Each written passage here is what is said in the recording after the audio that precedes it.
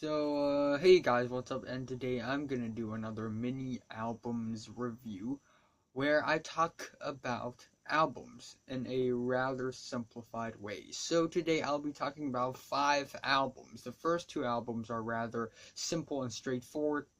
Sons of Kemet with their album Your Reptile, no, Your Queen is a Reptile, sorry. And the second one will be Sleep, The Sciences. The third one is Post Malone's Beerbongs and Bentley. The fourth one is Cardi B's Invasion of Privacy. And the fifth one will be 30 Seconds to America with 30 Seconds to Mars with America. I'm sorry, okay? I'm a little dumb today. I don't know why. Anyway, let's start off with the jazz album Sons of Kemet with Your Queen is a Reptile. So Sons of Kemet is a London-based jazz band, and this album, Your Queen is a Reptile, is a more conceptualized album because despite the title, the track listing follows a format of My Queen is a female figure, a famous female figure in black history. I'm not that experienced with jazz music, to be honest. When I was young, I claimed to have liked a lot of the jazz music, but it was actually more pop than jazz. When I first actually dig into jazz music is when I watched the movie Whiplash by Damien Chazelle, and and then we have this album, which is very exhilarating, electrifying, and exciting. This is what I want my jazz music to be.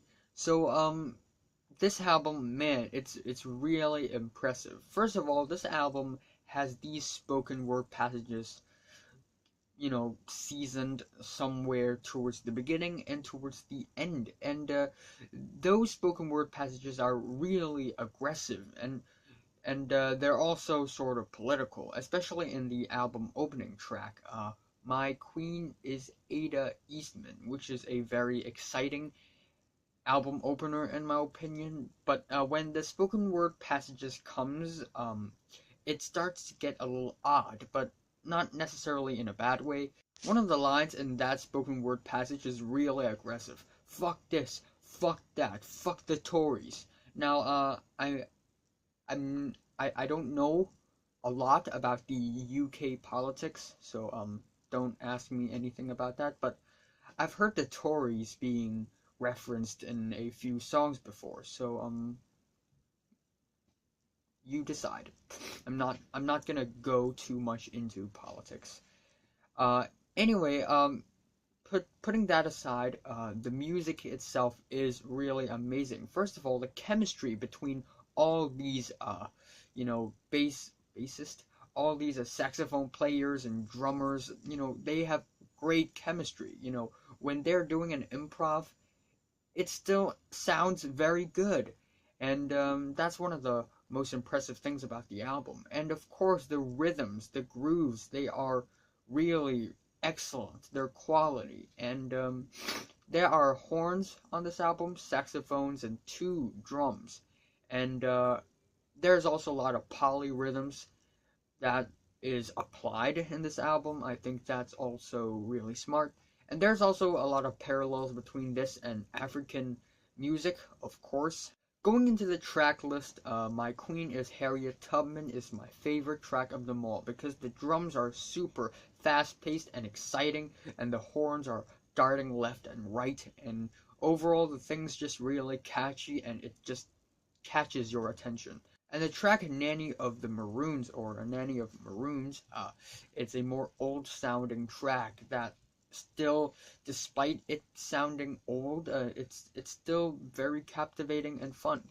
The track My Queen is Julia Cooper is a more mellow and moody track, but this track also stands out from the track list because it is not the fast-paced, sturdy, clear jazz track, but it's more, I guess, the rhythm is more stable, it's a little bit more slow, and although it's soft and it's subtle, but it's still quite groovy. And the next track, My Queen is Angela Davis, although at first it sounds very slow and a bit underwhelming, at the second half of the track it really speeds up into this fast-paced track with the saxophones doodling around, and it's very exciting. It's really energetic. The track My Queen is Mamie Phipps Clark is a more slow and atmospheric track with more improvs, I believe, and it's still very nice. The track My Queen is Albertina Sisulu is a very underrated track from the track listing because of the sturdy saxophones creating a very groovy line. And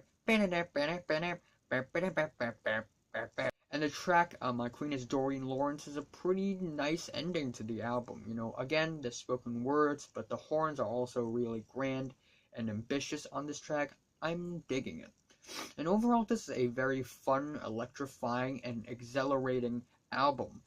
And a jazz album that I did not expect myself to enjoy that quickly. I'm giving Sons of Kemet, My Queen is a Reptile, Your Queen is a Reptile, an 8 out of 10. The second album that I'm going to talk about is the new Sleep album. The Science Sleep is back. The famous stoner metal trio band who released a lot of music during the 90s, and they're back. And they released this album, of course, on the 20th of April. And also, they released this album on Third Man Records of Jack White, Mr. Jack White. Also, they released this album on Third Man Records, which is owned by Jack White. So, there you go, a fun fact. And you know what? This is one of the better comeback albums of the decade so far. Although, I mean, when it comes to comeback albums, usually it's a bit underwhelming, but this album really lives up to its expectations. Just like the Tribe Called Quest comeback album, the GYBE comeback album, this comeback album is also an amazing one as well. And, you know, this album is more meditative than it is aggressive, but still, although it's meditative and it's very slow and spacey, it's still very visceral and powerful with the soaring guitars and banging drums. The track Marijuanaut's theme is probably my favorite track on the album, with the galloping drums and the grand soaring guitars and also the little guitar solo.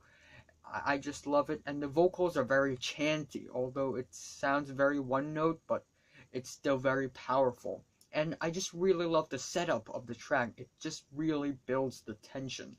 The track Sonic Titan has this more slinky, creepy guitar riff, and although it's a little bit one note, a little bit one-dimensional of a track, it's still very visceral. The track Antarcticans Thawed is a really meditative track. It is 14 minutes long, and it features these aggressive growls. And the lyrics, they really create this grand imagery of, you know, seas and ice and all that, and I'm digging that. The track Giza Butler is a little bit of a low point of the album. However, because of the stiff vocals and the bass solo feels a little dry, but the psychedelic guitars kind of saved the track a little bit. And the album ending, The Botanist, is a very epic and moody, almost doom metal infused, and a very tuneful track that sounds like the other tracks from the track listing. Very grand, very ambitious. Overall, this album is a very intoxicating stoner metal album, and the guitars, the drums, they work really well together to create this visceral atmosphere. So, however, it's a little one note, it's a little one dimensional, and it's kind of hard to dig into. But still, I mean, it's still a very solid album. I'm giving it a 7 to an 8 out of 10. Yeah. And the third album is Post Malone's with Beer Bongs and Bentleys. Man. Famous trap rap singer Austin Richard Post is back with his album Beer Bongs and Bentley, and fun fact, he throws another Anthony Fantano reference in the album, and wow, like the first Anthony Fantano reference dropped by a professional musician is probably Brockhampton with Zipper. But this is also really dope, so wow. And one of the biggest surprises of Post Malone with this album is the track Rockstar, the single Rockstar, that I really, really love for some reason. A lot of people seem to hate this track, but I actually love it. It's very moody, it's very atmospheric. Post Malone's singing chops on this track is amazing. And 21 Savage's verses on here is very cold, but also very memorable, and overall it's a super catchy song. And Post Malone used this single formula. Like, the formula for this single is really working out, right? And Post used this formula for most of the tracks in this new album, and it really worked out. And as a result, this album is packed with all of these cold but catchy tracks. Again, Post Malone's vocals, especially the vibrating falsetto that he has, it's really impressive. Although the album, it still sounds pretty generic with the trap beats and the auto tunes, and the album's a little bit too long in my opinion, but still, this is a pretty good album. Yeah, but still, one of the flaws of this album is that the track listing is not that versatile. Uh, and especially on the track Spoil My Night, which is the second track. The melodies are really trash. Sway Lee, who is a one half of Ray Shremmerd, his feature is just dumb. And the lyrics, they're really shallow. Man. However, the album opener, Paranoid, is actually pretty good. It has some really sad instrumentals, and it's basically about not trusting anyone. And the track also throws a reference at Edward Snowden, who is pretty forgotten nowadays. So that's a pretty good reference. And however, if there's one problem with the track, is that it feels a bit off. You know, this track is about paranoia, but it still feels like a generic, washed out trap song. But it's not bad of a track, you know. The track Rich and Sad is about loneliness and fame itself, and it showcases that Post Malone also is willing to discuss deeper topics on his songs. The track Zack and Codeine is a very poppy, blissful, and bubbly track that I enjoy as well, also very catchy. Although the lyrics contradict itself a little bit, still doesn't take away the fact that this track is a very catchy track. The track Over Now is an incredibly aggressive relationship ending track that's, wow, like, Post Malone is unapologetic on this track. And the track Psycho, although it's a little bit underwhelming, although it's a little bit mild, it's still not bad. You know, Ty Dolla $ign's feature on this track is not that bad either. The track Blame It On Me is very sad and emotional, and the hooks are epic and memorable as well. The track Better Now is very catchy and intimate, and it appeals to the younger audience as well. And this track features more guitars as well, so, you know, Post Malone is not just a trap rapper, but he can also sing and write acoustic ballads as well. Just like on the track Stay. Although it's not like a really great track, but it's good to see Post Malone trying out, you know, guitar acoustic ballads. And the track Sugar Wraith is a pretty catchy and memorable ending to the album. And overall, the album, it has good features and bad features. Bad features such as G-Eazy's feature, meh, but we also have good features from YG and, of course, 21 Savage. And overall, you know, Post Malone has a really good formula when it comes to writing a bulk of the tracks on the album.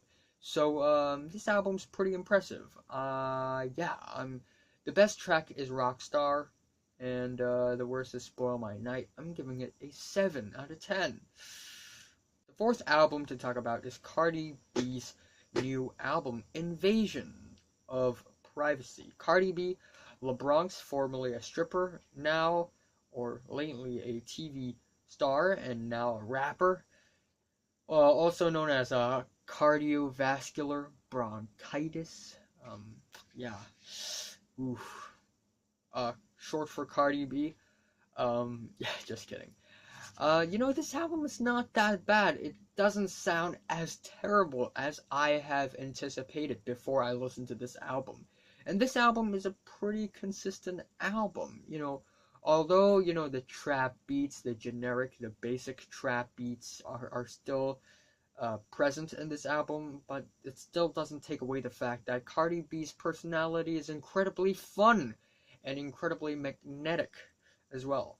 The album opener, Get Up 10, is a very dramatic and epic opener, and it sounds like a kid very determined to tell the truth, to talk sense, to grow up, and it sounds great. And this track is about moving forward from being a stripper to becoming a rapper, gaining power and all that. And it's a pretty powerful album opener. The second track, Drip, at first it doesn't sound that great, but the more I listen to it, the more I actually dig it. It features Migos, all three of the of Migos, and this track, I don't know why, although it's not that impressive of a track, but the way they say drip drip, it really has this sense of unity, like Takeoff, Offset, and Quavo and Cardi B saying drip drip together. Like, it sounds like teamwork, teamwork, the team spirit, man. The track Bickenhead is a very bad bitch song, and it's also a very nasty and gross song because she's rapping about sex in such a in such a grotesque way, it's next level. And man, on this track, Cardi B shit talks a lot, and man, she's like the queen of shit talking on this album.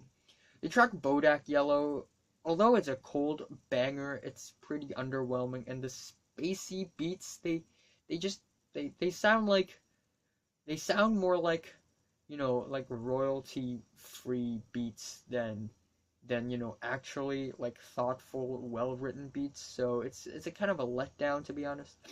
The track Best Life is really good though. Chance really stole the show on this track with his animated flow.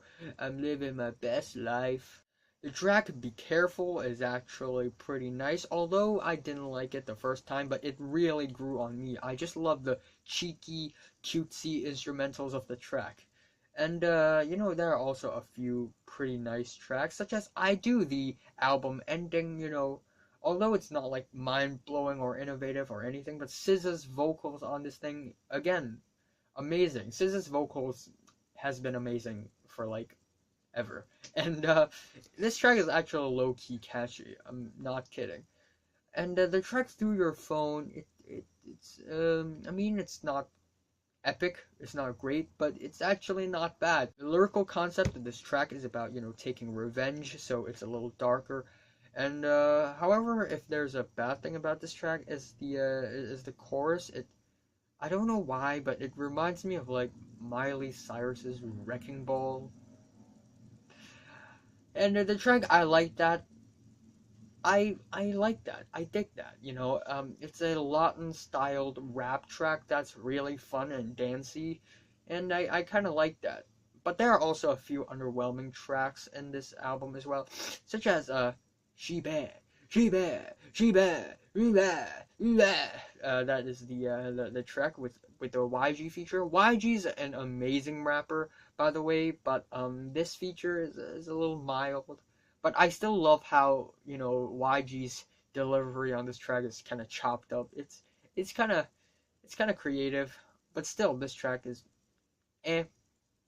The track Ring is one of the most run-of-the-mill and generic tracks in the track listing, and the worst track in the track listing is Money Bag, which is a very basic, annoying track. The flow is incredibly redundant. It's like the same flow with Bodak Yellow, but the track's way more underwritten than Bodak Yellow. And so is the track Bartier or Bartier Cardi, featuring 21 Savage.